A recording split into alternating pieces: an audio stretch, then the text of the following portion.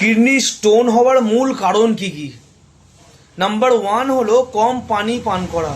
যারা জল কম খায় তাদের কিডনি স্টোন হওয়ার সম্ভাবনা অনেকটাই বৃদ্ধি পায় বা বেড়ে যায়।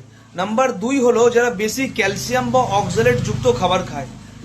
বেশি অক্সালেট আছে যেসব খাবার, সেগুলো হলো যেমন পালং শাক, চকলেট, চা, কফি, বাদাম, এর মধ্যে প্রচুর পরিমাণে অক্সালেট থাকে। এইসব খাবার যদি আপনি খান, অবশ্যই আপনার কিডনি হওয়ার সম্ভাবনা অনেকটা, কিডনিতে স্টোন হওয়ার সম্ভাবনা অনেকটাই বৃদ্ধি পায়।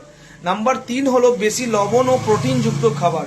কাঁচা লবণ বা যারা প্রচুর পরিমাণে রেড মিট খায় তাদের হচ্ছে কিডনি স্টোন হওয়ার সম্ভাবনা অনেকটাই বৃদ্ধি পায়। নাম্বার ফোর হলো ইউরিক অ্যাসিড যাদের বেশি, যাদের ইউরিক অ্যাসিড নর্মাল রেঞ্জের থেকে যাদের বেশি, তাদের কিডনি স্টোন হওয়ার সম্ভাবনা অনেকটাই বৃদ্ধি পায়। নাম্বার ফাইভ হলো যারা প্রস্রাব চেপে রাখে, প্রস্রাব পাচ্ছে অবশ্যই প্রস্রাব চেপে রাখছে বা ইউরিনকে চেপে রাখে যারা, তাদের কিডনি স্টোন হওয়ার সম্ভাবনা অনেকটাই বৃদ্ধি পায়। নাম্বার সিক্স হলো বংশগত বা পারিবারিক সমস্যা।